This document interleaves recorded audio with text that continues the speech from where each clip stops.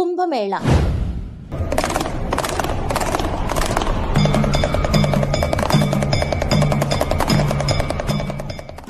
ప్రస్తుతం మన దేశంలో ప్రతి నోట వింటున్న మాట ఈ కుంభమేళ. అదీ కాక మహాకుంభమేళ. ఈ మహాకుంభమేళ అంటే ఏంటి, అసలు కుంభమేళ అంటే ఏంటి, దాని చరిత్ర ఏంటి తెలుసుకుందాం.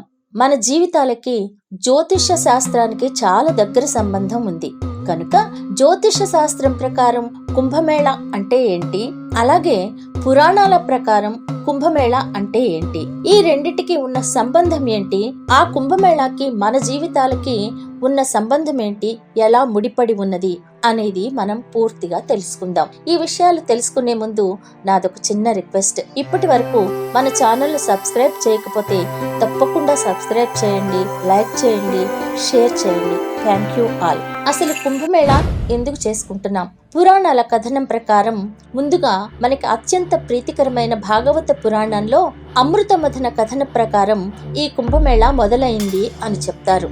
అమృత మథనం ఎలా జరిగింది అంటే, క్షీరసాగర మథనం అంటే క్షీరసాగరాన్ని దేవదానవులు కలిసి మధిస్తూ ఉన్నప్పుడు, అంటే చిలుకుతూ ఉన్నప్పుడు అనేక వస్తువులు బయటపడ్డాయి. కల్పవృక్షము, కామధేనువు, లక్ష్మీదేవి.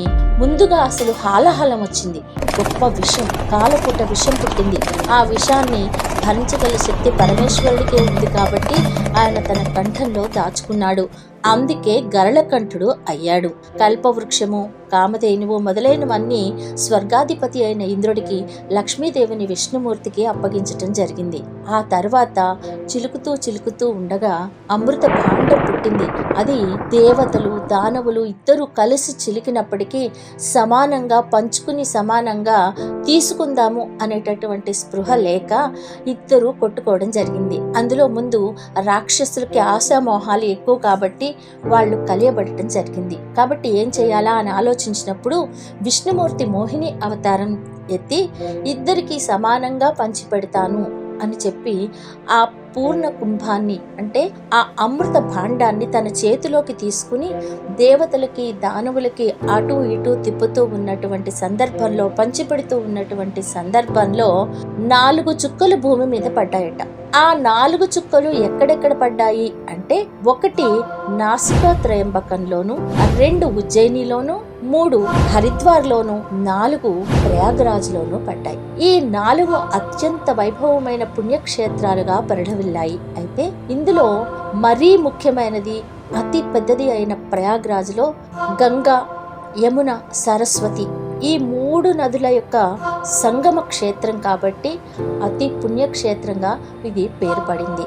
ఈ కుంభమేళాకి దీనికి ఉన్న సంబంధం ఏంటో చూద్దాం.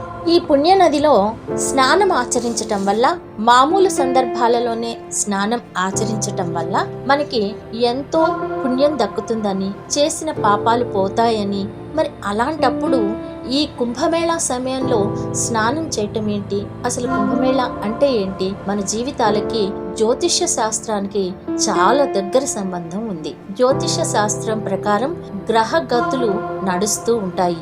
ముఖ్యంగా జ్యోతిష శాస్త్రం అనేది దేని మీద ఆధారపడి ఉంటుంది అంటే 27 నక్షత్రాలు, 9 గ్రహాలు, 12 రాసులు.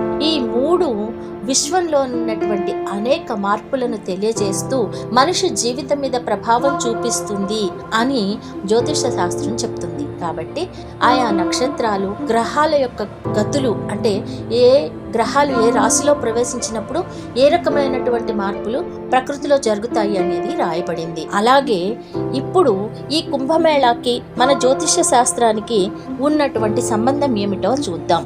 గురుడు అంటే బృహస్పతి కుంభరాశిలోకి, అలాగే మొదటి రాశి అయిన మేషరాశిలోకి సూర్యుడు ప్రవేశించినప్పుడు కుంభమేళాలు నిర్వహిస్తారు అని పెద్దవాళ్ళు చెప్తారు.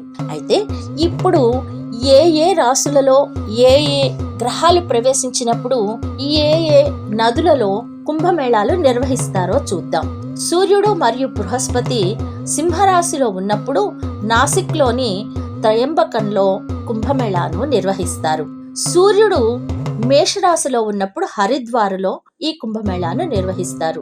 బృహస్పతి వృషభ రాశిలోను, సూర్యుడు మకర రాశిలోను ఉన్నప్పుడు ప్రయాగరాజ్లో నిర్వహిస్తారు. బృహస్పతి సూర్యుడు వృశ్చిక రాశిలో ఉన్నప్పుడు ఉజ్జయినిలో నిర్వహిస్తారు. సూర్యుడు, చంద్రుడు, బృహస్పతి వారి యొక్క స్థానాల ఆధారంగా ఎప్పటికప్పుడు వీటిని నిర్ణయించటం జరుగుతుంది. ఈ కుంభమేళ 4 రకాలుగా ఉంటుంది. ఒకటి మాఘమేళ. దీనిని మినీ కుంభమేళ అని కూడా అంటారు. ఇది ప్రతి సంవత్సరం మాఘమాసంలో ప్రయాగరాజ్లో నిర్వహిస్తారు. రెండవది అర్ధ కుంభమేళ. 6 సంవత్సరాలకు ఒకసారి నిర్వహిస్తారు. ఇది హరిద్వార్లోను మరియు ప్రయాగరాజ్లోను కూడా నిర్వహిస్తారు.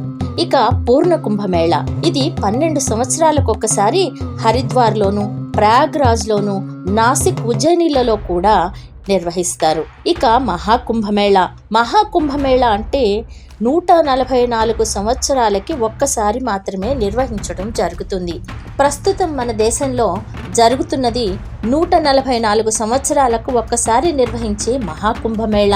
ఇది అతి పెద్ద సంగమ క్షేత్రమైన ప్రయాగరాజ్లో జరుగుతున్నది. ఇది జనవరి 13 నుండి ఫిబ్రవరి 26 వరకు 45 రోజుల పాటు నిర్వహిస్తున్నారు. దీనిని మహాకుంభమేళాగా అభివర్ణించటం జరిగింది.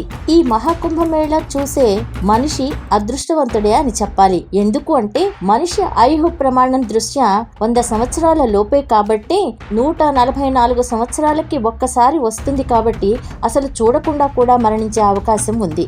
ఇకపోతే ఈ మహాకుంభమేళాలో చేసే స్నానాల్లో కొన్ని రోజులకి ఒక ప్రత్యేక ముహూర్తాలు ఉంటాయి. ఆయా పుణ్య దినాలలో చేసే స్నానాలను షాహీ స్నాన్ అని అంటారు. ఈ షాహీ స్నాన్ రోజుల్లో నాగసాధువులు, సిద్ధులు, యోగులే కాక అదృశ్య రూపంలో దేవతలు కూడా భూమిపైకి వచ్చి ఆ సంగమ క్షేత్రంలో స్నానం నిర్వహిస్తారని ప్రజలు గాఢంగా నమ్ముతారు. అందుకే ఈ పుణ్యదినాల కోసం ప్రజలు పడిగాపులు పడి ఎదురు చూస్తూ ఉంటారు. ఈ సంవత్సరం వచ్చిన మహాకుంభమేళాలో షాహీ స్నాన్ ముహూర్తాలు ఏంటో తెలుసుకుందాం. జనవరి 13 పూర్ణిమ, 14 మకర సంక్రాంతి, జనవరి 29 అమావాస్య, ఫిబ్రవరి 3 వసంత పంచమి, ఫిబ్రవరి 12 మాఘ పూర్ణిమ. ఈ రోజులను షాహీ స్నాన్ ముహూర్తాలుగా పెద్దలు నిర్ణయించారని తెలిసింది. ఆ రోజుల్లో తపోధనులైన నాగసాధువులు, సిద్ధులు, యోగులే కాక దేవతలు సైతం వచ్చి ఈ సంగమ క్షేత్రంలో స్నానాలు ఆచరిస్తారని ప్రజలు నమ్ముతారు.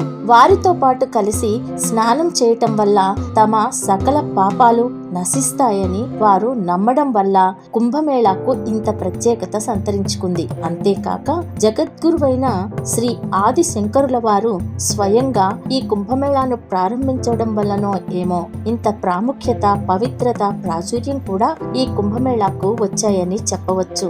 అంతేకాకుండా మన పూర్వీకులైన రాజులు ఈ కుంభమేళా సమయాల్లో ప్రత్యేక స్నానఘట్టాలు, మరుగుదొడ్లు నిర్మించి ప్రజల సౌకర్యం కోసం ప్రత్యేక శ్రద్ధ వహించేవారని చరిత్ర చెబుతోంది. అదే పద్ధతి ఇప్పటికే కొనసాగడం మన సంస్కృతి సాంప్రదాయాలను కాపాడుకోవడమే అవుతుంది. చివరిగా ఒక మాట, అక్కడికి ప్రతి వారు వెళ్ళలేరు కాబట్టి ఆయా రోజుల్లో ఆయా పుణ్యక్షేత్రాలను స్మరిస్తూ స్నానం ఆచరించి పూజలు, పుణ్యకార్యాలలో నిమగ్నమైతే మనకి ఆ పుణ్యం దక్కుతుందని ఆశిద్దాం, భావిద్దాం. సర్వేజన సుఖినో భవంతు.